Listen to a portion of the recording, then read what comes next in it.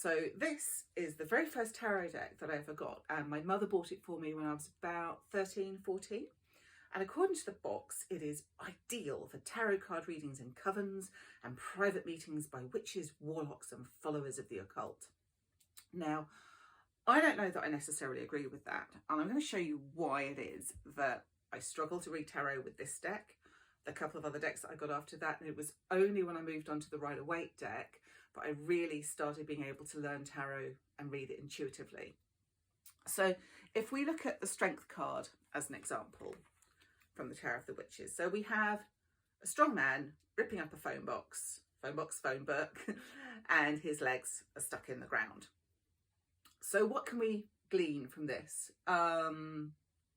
Physical strength is important. Well, actually, tearing up a phone book, there's a technique to it. It's actually not got an awful lot to do with your actual strength. Legs being stuck in the ground, maybe your strength holds you back, something like that. I don't know, I can't get an awful lot out of that. And if we look at the nifty little guidebook, according to that, it says strength represents courage, fortitude, energy, determination, resolution, defiance, action, confidence, zeal, fervour, conquest, accomplishment, physical strength, attainment, liberation. His feet are stuck in the ground, but this represents liberation, apparently. I don't know, the only thing of that I can see in here is physical strength, which means that I would have to have memorised all of those words to start trying to interpret this card. And they're not even, some of those are quite contradictory. Whereas if we look at the Rider-Waite Strength card, it's a completely different picture. So already, literally it's a different picture, we can see that there's a lot more detail in the Rider-Waite than there is in this deck. And if we look at the image here, we can see that we've got a young maiden and she's subduing a lion. So already we have this symbolism of it being a question of inner strength, inner fortitude, the ability to overcome any challenge as represented by the lion. And then with the infinity sign over her head, we also have this symbol of how thoughts have limitless potential, that you can work your way around any situation if you keep that inner strength and that inner courage. So I can just look at this and guess what it means, even if I don't know. I can't do it with this. And these are major arcana cards, which are cards that they're archetypes, and they usually would have a full picture with them. So if we move on to the minor arcana, which is the precursor to a modern day just normal playing deck of cards, we have the Knight of Swords here, and we have a rather large man on a rather small horse carrying a sword. What does that mean?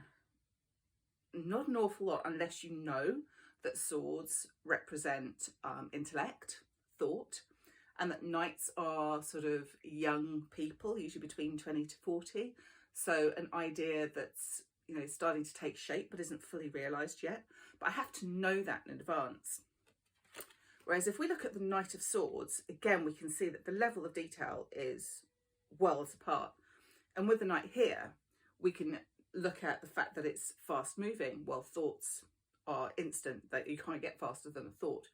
We have this sense of urgency here. We get an understanding that he is a knight, he is moving to meet a challenge. So even though we still need to know the things about the sword being associated with the intellect and the knights being sort of younger people but not fully mature yet, we can again glean a lot about what the card means just by looking at it. And so just to go into my last example, the Ace of Coins means nothing. The Ace of Pentacles, so yeah, some decks call coins pentacles, same thing.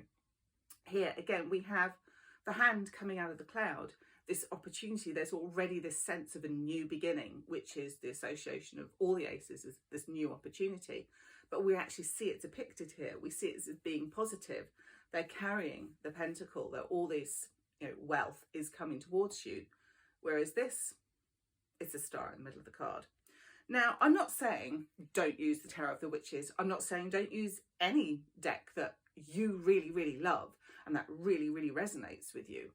But if you want to be able to do intuitive readings, if you want your readings to have a flow and a connection and a personalization, and to get into your client's individual personal circumstances, you need to pick a deck that you can connect with, that you can look at and just go, ah, I know what that means, without having to memorize a single thing.